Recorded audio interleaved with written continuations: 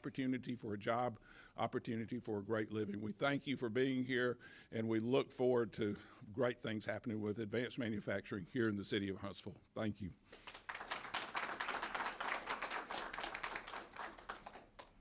Well, it's great to be at Drake State. Mayor, good to see you again. Mr. Chairman, so good to be with you and so many of our industrial leaders. I'm glad to welcome National Association of Manufacturers President and CEO Jay Timmons and Manufacturing Institute President Carolyn Lee here to our community. North Alabama is the poster child for manufacturing excellence with a rich history of innovation and production. In recent years, Huntsville has been recognized among the best places in this region to live, raise a family, but also to work in good-paying jobs. I'm proud to help bring this growth to our region. As a former Madison County Commission chairman, my goal was to diversify our economy and bring new jobs, and our team did that, and look what has occurred today. You start looking at the people that have helped make that happen, and they're sitting here. They're sitting right here. They're sitting here. And you start looking at what we did. We diversified an economy like it's never been done before. Yes, we're home. We are the Rocket City. Yes, we're Redstone Arsenal. We're Research Park. But let me tell you something, we're also advanced manufacturing. You think about bringing Dr. Toyota. I can remember meeting with him in the middle of a cotton field, and he said something special will happen here in the days ahead. You look today, 5 expansions of Toyota Motor Manufacturing, the last one, $244 million, and today 3,200 engines are produced every 24 hours right here in North Alabama. That right there speaks volumes. Then you look at the other companies that have also participated in this process. But what we've also done is we've brought great jobs for a workforce from 17 counties in North Alabama and southern Tennessee. We've showed others how to do it. We've helped others do it. Mayor, I commend you because it wasn't easy. We've been through some hard times, but let me tell you this right here. We've came out on the other side. You put advanced manufacturing with Rocket City, USA. Success is here. Success will continue, and I believe our finest hours are still ahead. It's an honor to serve as your United States Congressman, and I look forward to seeing the opportunities that these young men and women to my left have in the days ahead. Thank you for having me today.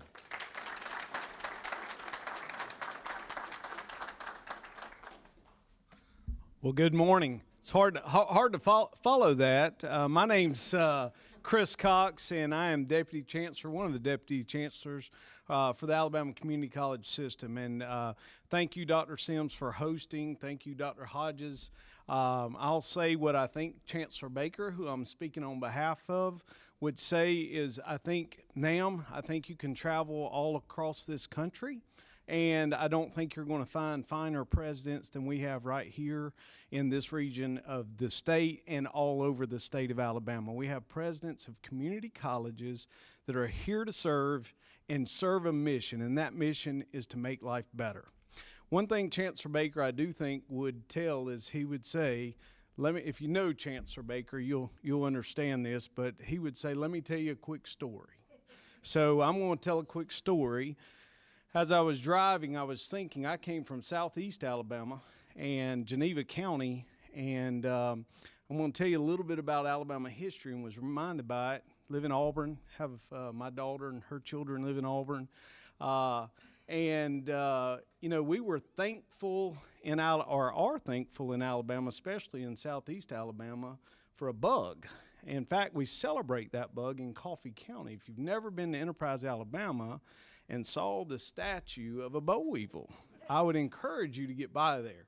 But why were we thankful? Well, because the boll weevil, those of you that don't know, was eating up the cotton crop, and it brought peanuts to the South, and which became a big industry. And I tell you that story not to say that it has a whole lot to do with what we're doing here today, but I think Mayor, our Congressman, I don't know what brought manufacturing to Alabama.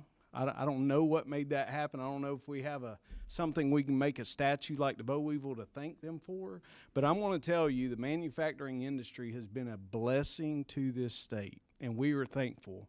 Why are we thankful? Because we want young people like this to have opportunities to find not just jobs, but find careers. And they're on track to do that. And our industry partners are here to hire the folks that we train. And I want to thank the staff at our colleges that, you know, it's not easy, because we have to change. We have to change quickly, and that's hard, being nimble. I was speaking to someone from the hospital, local hospitals, and how we have to fill those jobs. But it's important what we do. And I will say this, Dr. Sims, I appreciate the challenge. I'm looking for Dr. Sims, but it's kind of challenged us for us to do more. And our challenge is we have to continue to adjust and drive ourselves to move with technology, with industry, so that we can continue to train young people for those careers. And our goal is to make life better, and we appreciate the partnerships, because I think it takes us all to make our communities better. So thank you for having us, Dr. Sims, and we appreciate NAM being here and traveling to Alabama, and we hope you have a good visit. Thank you.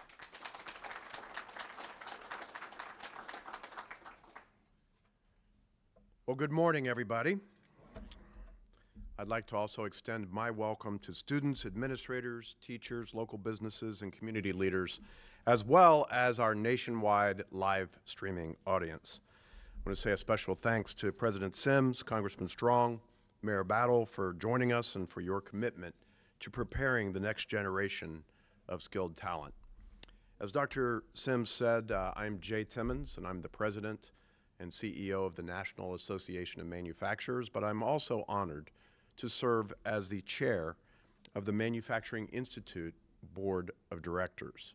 The Institute is the workforce and education affiliate of the NAM.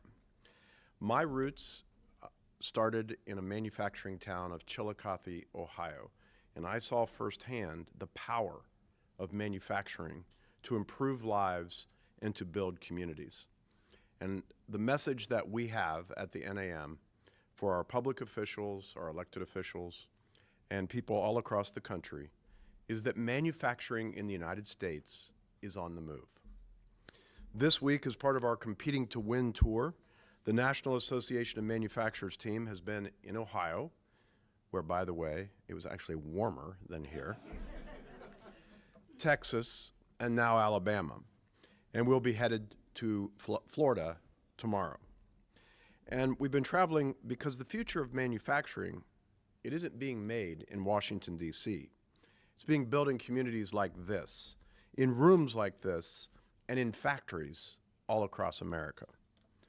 At Armstrong World Industries in Hilliard, Ohio, the State of Manufacturing address laid out the stakes for our industry.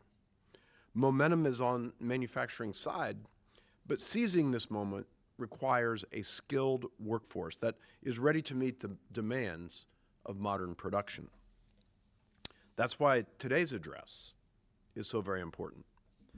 The Manufacturing Institute, which again is the 501c3 nonprofit workforce and education affiliate of the NAM, has grown into the authority on manufacturing workforce solutions in America. Today's address is a testament to that growth, to the earned respect, and to the way in which manufacturers look at the Institute to help build the workforce of the future. Through data-driven research, direct partnerships with manufacturers, and national initiatives to close the skills gap, the Manufacturing Institute is delivering real solutions to strengthen the talent pipeline. Now, Huntsville, it's a perfect place for this conversation.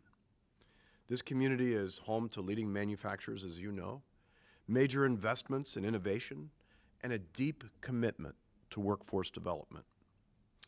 Drake State, in particular, is a leader in advanced manufacturing education. And Drake State is preparing students with the skills and the training needed to build successful careers in this industry. And for the students here today, some of whom I've had a chance to speak to already, on behalf of manufacturers all across America, let me just say thank you. We're grateful to you. We're grateful to you for choosing to be a part of the future of our great country. You're stepping into one of the most important and innovative fields in the world. The products, the materials, the technologies that you will help create, they won't just be used in your hometown or even all across our country. They're going to help change economies and shape them. They're going to support communities, and they're going to strengthen the very foundation of America's security and prosperity. The skills you're learning will not only build a career, but they're going to empower you to make a positive impact. There's no limit to where this path can take you, whether you go on to lead teams, launch new ideas, or to develop the next breakthroughs in advanced technologies. So I want to encourage you to keep pushing, keep learning, and keep building, because I can say this: America's future depends on it, and America's future depends on you. And now I'm really pleased to tell you that it's time for the Manufacturing Institute's State of the U.S. Manufacturing Workforce Address. Carolyn Lee has led the Manufacturing Institute with a clear mission. Her mission has been to build and strengthen the manufacturing workforce to ensure that manufacturers have the talent that they need to compete and that more Americans have access to life-changing careers that create prosperous communities. Carolyn has driven nationwide efforts to close the skills gap, to expand earn and learn programs, and to connect more people to high-paying jobs in modern manufacturing. Ladies and gentlemen, will you please welcome an outstanding leader for manufacturing, Carolyn Lee, the president of the Manufacturing Institute. Carolyn?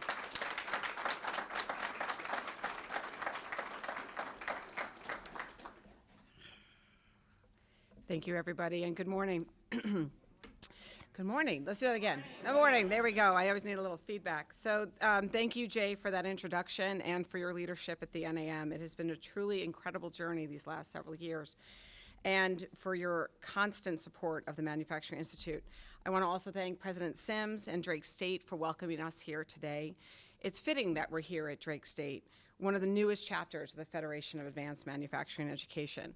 And that's because when we talk about the future of manufacturing workforce, FAME is at the very center of that conversation. I also want to say it's great to be back here in Alabama. 5 years ago, we were here, a little over 5 years ago, we were here to make the announcement about FAME, transitioned over to the Institute. I'll talk about that more in a minute. And just the tremendous growth that I've seen in that period of time is a true testament to what this community can do together. So it's fantastic to be back here yet again today on this very frigid morning.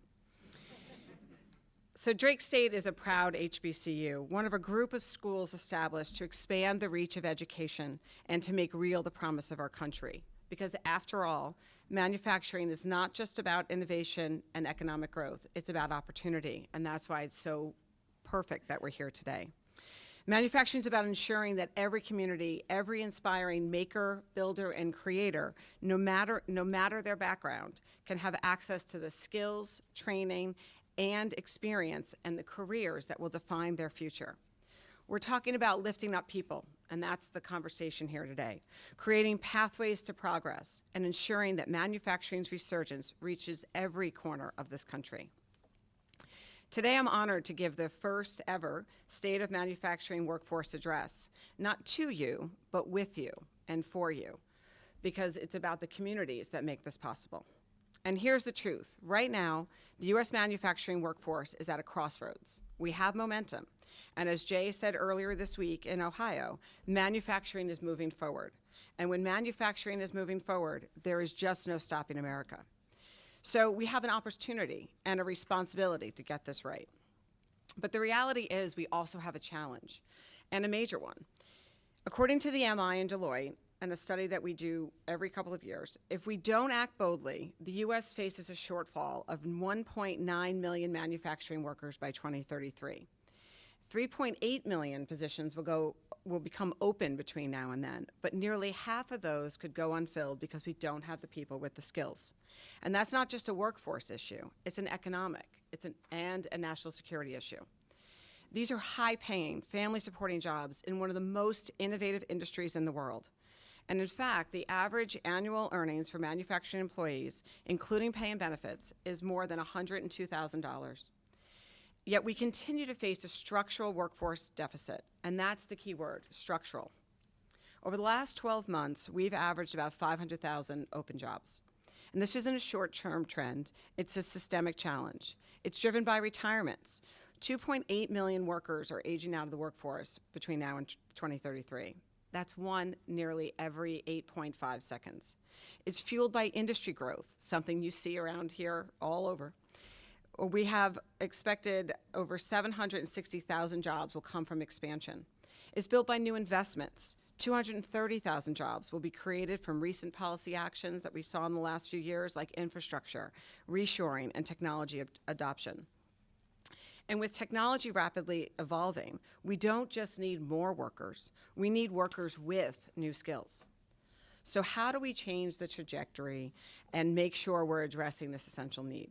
Well, first, we have to inspire more Americans to see themselves in manufacturing. And that has to start early, with programs that spark curiosity and excitement for careers in our industry.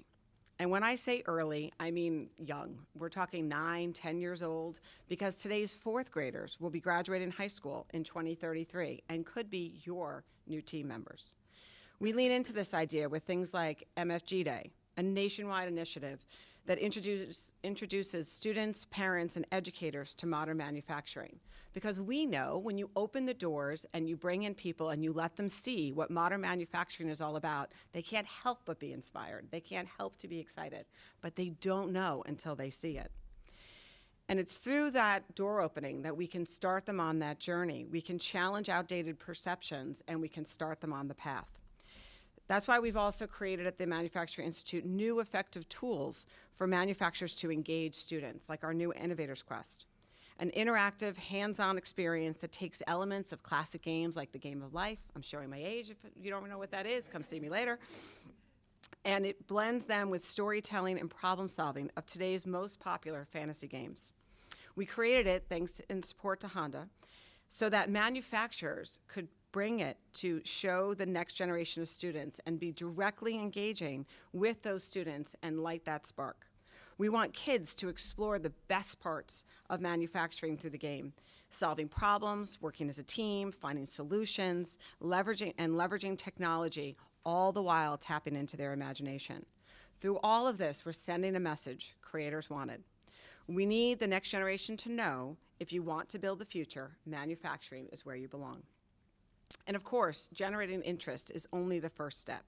We also have to create clear pathways for people to enter our industry and advance. That's where apprenticeships, skills training, and work-based learning come in. And that's why we're so focused on FAME. FAME, as you know, is the Federation for Advanced Manufacturing Education, and it truly is the new American model for manufacturing workforce training, and it's the envy of the world. And that's because it's the gold standard for how employers, educators, and communities should work together. It's a private-public partnership that equips and trains workers through hands-on experience, all the while they earn a degree.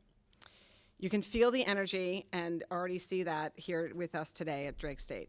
Originally founded by Toyota and now led by the MI, FAME is proving what works.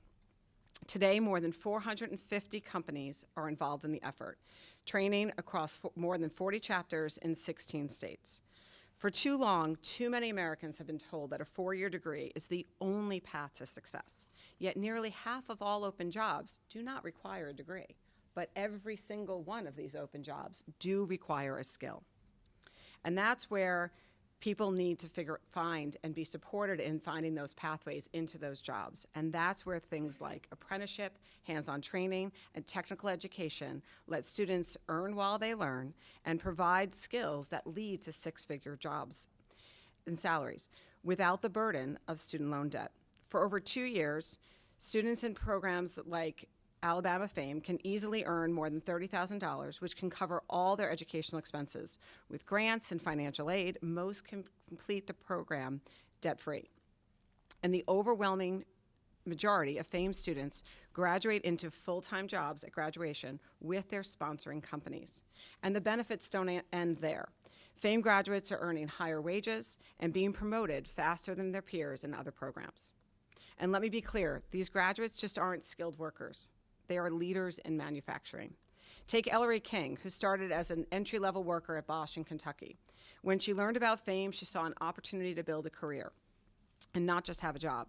When she graduated, she became a manufacturing engineering systems engineer, application designer, and then took a new role in IT infrastructure. And most recently being promoted to senior production IT engineer. And she told us if it weren't for FAME, she wouldn't have even known that department existed. And she would not have known that she'd be interested in the job. Then there's Christy McCurry, who found FAME while searching for a way to support her family.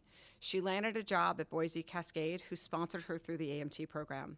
When I came into the program, she said, I didn't know anything about manufacturing, but I knew I wanted to be part of something that makes America stronger.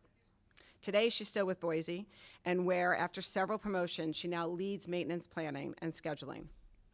And just look around us at this campus, this community.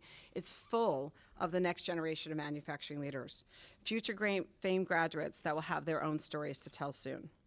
As Dr. Myron Parks, your FAME coordinator, said, students go to school 2 days a week and work 3 days a week. Within 5 years of graduation, they could be earning 6 figures. You can't beat that as a 25-year-old.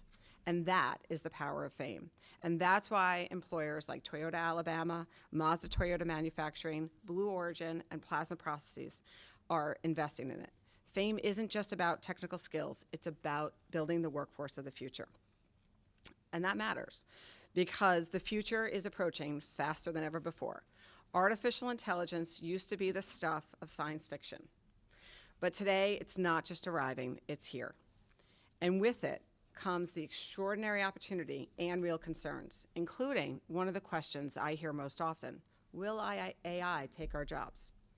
Now, as industry veterans say, manufacturers are not going to be replaced by AI, but they're going to be replaced by manufacturers who know how to use AI. And we know something about this because manufacturing has been at the forefront of AI and 4.0 technology adoption for years, integrating automation, robotics, machine learning into production to enhance efficiency, safety, and innovation. And that's what makes our industry different. And it's not just because we don't just deploy the technology, but we prepare people to work alongside it. And that's why the manufacturing industry has to lead the way in preparing the workforce for an AI-driven future. We can't let uncertainty stall progress. We must double down on training, apprenticeships, and education so that the workers of today and tomorrow can thrive in an AI-powered world. The AI revolution is happening, with or without us. And the question is, will America seize this opportunity to lead? We need to own this transformation and not be owned by it. And now, AI won't solve our workforce challenge. Technology, as we all know, is only as powerful as the people behind it. And right now, we have the opportunity and the responsibility to expand the talent pipeline by connecting with those who have been overlooked, underestimated, and untapped, because that's how we fulfill this vision. With so many jobs to fill, we need everybody, veterans, career changers, second chance hires, and skilled workers from every background to be part of manufacturing's future. And that's why we're so focused on opening new doors and ensuring that manufacturing careers are in reach for all Americans. Today, manufacturing employs more veterans than any other private industry sector, with roughly 980,000 veterans working in manufacturing in 2023. Yet many more are still left out. And with 428,000 open jobs in our sector today, manufacturers need them and their skills. And that's where the MI's Heroes Make America initiative comes in. Since 2018, Heroes has trained and placed over 1,500 veterans into manufacturing careers, issuing more than 7,600 certifications. And Heroes is growing, ensuring more veterans can translate their military skills into manufacturing careers. Take James Goppert, a retired U.S. Army sergeant. While transitioning to civilian life, James took part in the MI's Heroes Make America initiative, gaining valuable experience, skills, and insight into the manufacturing world. James is now a human resource business partner with Smurfit Westrock, providing strategic counsel to organizational leaders and ensuring the company has the workforce talent needed to execute business plans. Then there's our Manufacturing Readiness Project, supported by Walmart, which is helping bridge the gap between military service and manufacturing careers. It's creating a comprehensive skills matching model that translates military training into sought-after manufacturing credentials. This translator ensures that military training in things that would be aligned with safety, quality, and maintenance, as well as logistics and leadership in the coming months, that all of these trainings are recognizable to manufacturers, creating an expanded and seamless pipeline for veterans coming into these high-demand jobs. We're also working to encourage more women to bring these skills and expertise into the industry. There's an extraordinary pool of talent out there who just do not see themselves in these roles because they don't know that there's a place for them. And they haven't seen themselves there because they need those role models. We solve this through programs like Women Make America, where we're elevating the women in the industry today at every level, from the shop floor to the C-suite, creating those role models who can help pay it forward to bring in the next generation. We're creating more opportunities, increasing mentorship, and breaking down barriers so that manufacturing is a place to start where everyone with talent and drive can succeed. And that opportunity extends to everyone, including those who may have been turned away in the past. 1 in 4 Americans have been involved with the judicial system, 1 in 4, which may be a barrier to meaningful work. And that's why the MI has developed the tools and resources to help manufacturers all across the country implement their own second chance hiring strategies, recognizing that talent is talent and potential shouldn't be wasted. In fact, it's that philosophy, a focus on skill and potential, that's helping drive our approach. We know that experience in different roles, from military service to hands-on expertise or comparable experiences, can translate into success in manufacturing. And I'm proud to say that leading companies are recognizing this idea, making hiring decisions based on skills, not just credentials. This shift is essential because our talent solution lies in expanding the population and expanding the pool and investing in new talent, and doing that continuously. But attracting talent is just half the battle. Manufacturers know it's not just about hiring new talent, it's about retaining the talent. And that means building a culture of belonging and focusing on career development and lifelong learning to support the employees they have and to help them develop their own careers. Ignoring this leads to burnout, stagnation, and inertia.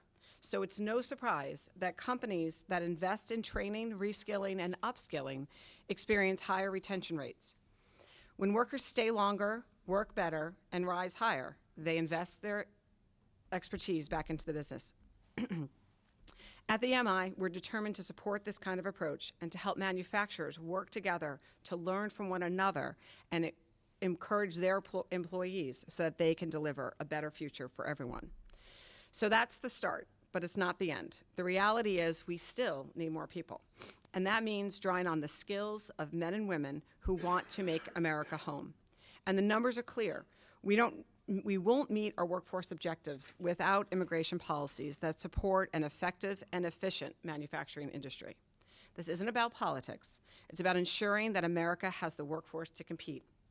As Jay said earlier this week in Ohio, we must modernize our immigration policies to meet the demands of a nation that wants to make more in the United States. Smart immigration policy can help manufacturers fill critical roles while maintaining both our national security and our economic growth. So let's lean into these policies and help our industry and our country meet its potential. So these are all critical steps, and there's a great deal to do. But here's the good news. Manufacturers aren't waiting.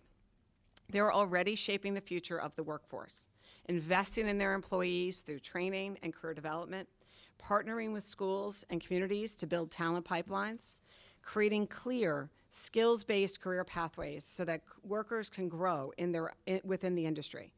And companies large and small are stepping in. Take Ketchy, a small family-owned precision machining company in North Carolina, who's preparing the next generation of manufacturing talent through its Opportunities Knox internship program. After school, high school students head over to Ketchy, where they shadow experienced machinists in their factory. They're getting experience in precision machining, but they're also getting training, character development, and skills that will help them land jobs after graduation at Ketchy or elsewhere. Take Caterpillar and Timken Company, both companies that are investing in young professionals that aren't just learning about manufacturing, but they get hands-on experience via rotational development programs, ensuring that future leaders have a wide range of experiences that can help them build their expertise and find their place in the company. Take Cornerstone Building Brands, who's built a direct approach with the Apply Gem Pro Academy, where exterior contractors aren't just learning installation techniques, they're mastering efficiency, business growth, and craftsmanship. This training program puts tools in the hands of contractors and gives them real-world experience that helps them succeed, building up an entire industry and the communities that depend on it. Later today, we'll be visiting Toyota, which is again investing and continually investing in workforce training that prepares employees for the future of automation, advanced manufacturing, and robotics. And their commitment to upskilling is ensuring that as manufacturing evolves, workers evolve with it and help to lead the way. So the moment to act is now. You can see why I'm optimistic about the manufacturing industry. With all the new technology, all the investments, and all the opportunities ahead, we have a choice. We can invest in people now so that they can take hold of these opportunities, or limit how fast we grow, how competitive we can be, and how strong America can become. The MI is here to help build this and help manufacturers navigate this challenge. We're building momentum. We are helping the industry scale solutions that work, but we need more leaders to get involved. So here's my ask.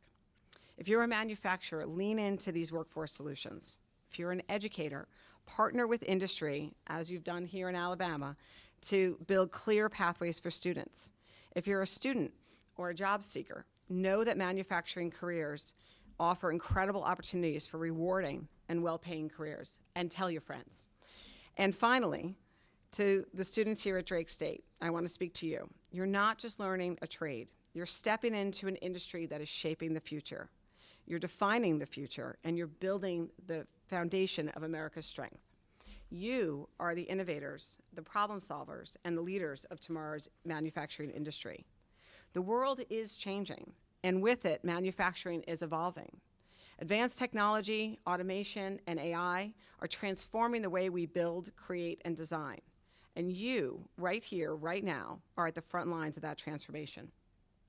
Your skills, your determination, your vision of the future will help make America stronger, more prosperous, and more competitive. You have the opportunity to be part of something bigger than yourself, to build a career that provides not just a paycheck, but a purpose. So my message to you is simple. Lean in, be bold, seize every opportunity that's before you. Manufacturing is more than a job, it's a calling. It's a career that allows you to create, to innovate, to make an impact. And right now, manufacturing needs you. Drake State will give you the tools. The industry will support you. And the only thing left is for you to step forward and take your place in the greatest industry on earth. Together, we can build the workforce our country needs, because when manufacturing is strong, America is strong. And when manufacturing is moving forward, there's no stopping America. Thank you.